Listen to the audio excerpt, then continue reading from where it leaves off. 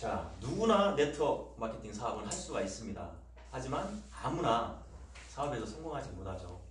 왜냐하면 누구나 성공할 수 있는 성공 조건이라는 게 있어요. 이제 대부분의 사람들이 이 네트워크 마케팅 사업을 시작하실 때 이런 성공 조건조차도 제대로 검토를 해보지 않고 지인의 소개로 막연하게 시작하셔가지고 결국에는 이런 조건에 부합하지 않는 그런 회사에서 일하게 되면서 뭐 몇 개월 또는 1, 2년 그렇게 하다가 실패하시는 경우가 많습니다.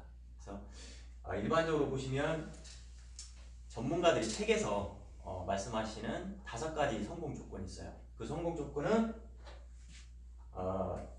뭐 돈이 많은 사람이 또는 능력이 특출난 사람이 또는 인맥이 굉장히 많은 사람이 성공할 수 있는 이런 특정 조건이 아니고요. 누구나 이런 5가지 조건을 갖추고 있는 회사만 만난다면 누구나 성공할 수 있는 그런 조건들입니다.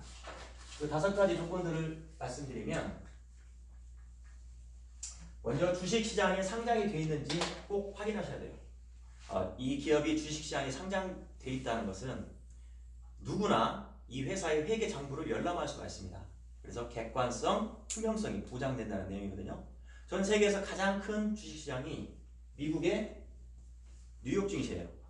이 뉴욕 증시에 상장이 돼 있다 하면은 무엇보다도 그 객관성, 신뢰성을 확실히 보장받고 있다 생각하시면 되는데 이 뉴욕 증시에 우리나라 기업들도 한 8개 정도밖에 상장이 안 되어 있습니다. 뭐 KT나 SK텔레콤 이런 통신회사 그리고 금융지주, 우리금융지주, 신한지주, 또 KB금융지주 이런 지주회사를 비롯해서 8개 삼성전자도 여기에는 상장이 안 되어 있어요. 여러 가지 지배구조 문조 그런 문제들 때문에 상장 요건에 해당이 안 돼요. 그래서 이런 뉴욕 증시에 상장이 되어 있다 그러면 보장받는 회사라고 생각하시면 되고요. 두 번째로는 제품의 자체 생산율이 70% 이상인지 꼭 확인하셔야 됩니다. 네트워크 마케팅 사업은 그 회사와 이 소비자 간의 중간에 유통 단계를 다 없애버리고 이 유통 비용을 이 소비자들한테 수당 개념으로 환원을 해주는 그런 회원 직거래 방식이에요. 근데 대부분의 네트워크 마케팅 사업을 하는 그 회사들이 직접 생산하는 그 생산율이 굉장히 떨어지고 대부분 OEM 방식으로 물건을 제작을 합니다. 이 OEM 방식은 뭐냐면 다른 회사의 제품 생산을 위탁을 맡기고 거기서 만든 제품에 우리 회사 브랜드를 붙여가지고 판매하는 거예요. 직접 생산을 하지 않는다는 거죠. 그래서 만약 이렇게 OEM 방식으로 생산하게 되면 직접 생산하지 않기 때문에 제품의 품질 관리 이런 부분에서 한계가 생기게 됩니다. 그리고 이 과정에서 또 제품의 레시피가 노출되기 때문에 타 회사들 제품들과의 그 경쟁력이나 변별력이 없어져 가요. 그래서 꼭 자체 생산률이 70% 이상 되는지 확인하셔야 되고요. 세 번째로는 뭐 소비자건 사업자건 문제가 생겼을 때 법적 보호를 받을 수 있으셔야 돼요. 그래서 꼭 직접 판매 공제조합에 가입이 된 회사인지를 꼭 보셔야 되는데 국내 네트워크 마케팅 회사가 3,000여 개 정도 돼요. 근데 그 중에 이 직접 판매 공제조합에 가입이 된 회사는 52개밖에 안 됩니다. 이 직접 판매 공제조합에 가입된 회사는 문제가 생겼을 때 사업자들한테 1,500만 원까지 1인당 1,500만 원까지 피해 보상을 해주고 있어요. 네, 그리고 참고로 직접 판매 공제조합이 아닌 특수 판매 공제조합에 가입된 회사들은 지금 현재 73개 회사 정도가 됩니다. 다 합쳐도 125개밖에 안 되죠. 근데 특수 판매 공제조합에는 1인당 600만 원까지만 피해 보상을 받을 수가 있어요. 이 직접 판매 공제조합에 가입 신청을 하고 그 이후에 3개월 매출의 40% 정도를 이 회사의 자본력으로 보고 그 조건에 맞으면 직접 판매 공제조합에 가입을 시켜줍니다. 근데 그 조건에 부합하지 않으면 그 밑에 단계인 특수 판매 공제조합에 들어가기 때문에 가급적이면 직접 판매 공제조합 52개 회사 내에서 검토를 하시는 게 맞다고 보시면 됩니다. 네 번째로는 이 회사가 글로벌 사업이 가능한지를 보셔야 돼요. 글로벌 회사는 많습니다. 하지만 모든 글로벌 회사가 글로벌 사업이 되는 건 아니에요. 내가 만약 여기서 살다가 영국으로 이민을 갔을 경우에 한국에서 일구는 인프라 그리고 또 영국에서 만든 인프라 이 모든 인프라가 다 인정을 받아야 돼요. 그리고 실시간으로 한국에서 올라오는 이런 수당들이 영국으로 트랜스퍼돼서 내가 수당을 받을 수 있는 그런 실시간 시스템이 갖춰져 있어야 글로벌 사업이 가능한 겁니다. 그리고 마지막으로 10년 이상 검증된 회사인지를 꼭 살펴보셔야 돼요. 신생 기업들이 너무나 많습니다. 최근 1, 2년 사이에 우후죽순으로 많이 생겼는데요. 미국 같은 경우는 설립 이후에 5년 이상이 지나지 않은 회사한테는 법인세를 감면을 해줍니다. 그만큼 한 기업이 5년 이상 사업을 영위하는 것도 굉장히 힘들다는 거죠.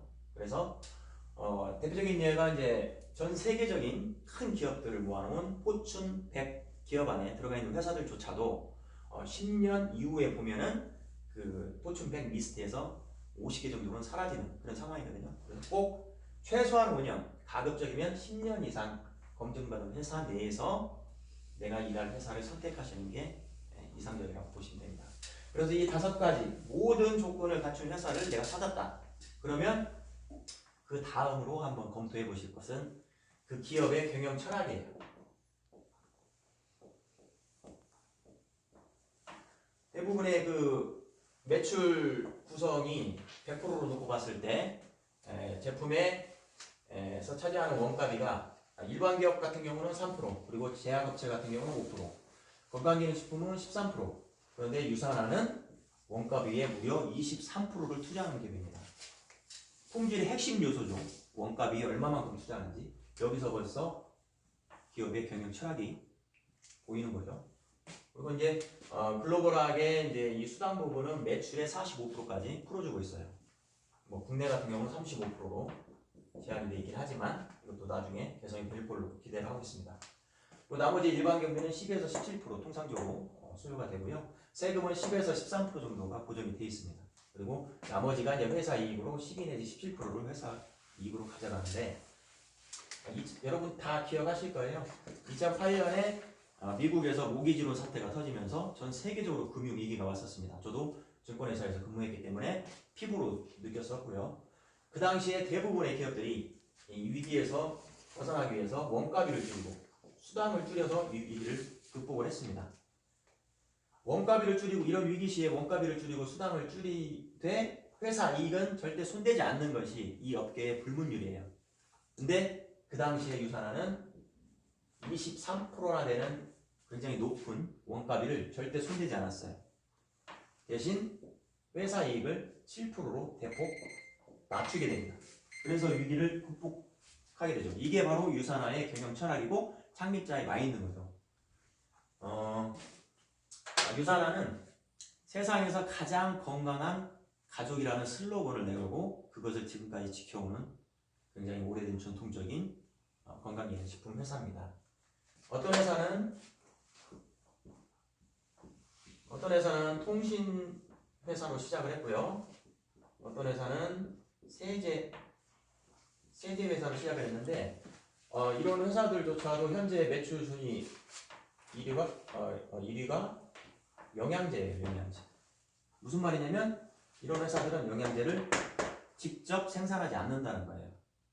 그래서 내가 평생 내 건강을 지키기 위해서 정말 믿고 먹을 수 있는 영양제를 고른다면 이런 회사에서 만든 영양제 아니면 원가비 23%랑 투자를 하고 있는 믿을만한 직접 생산하는 이런 회사에서 구입을 하실 건지 자명한 사실입니다.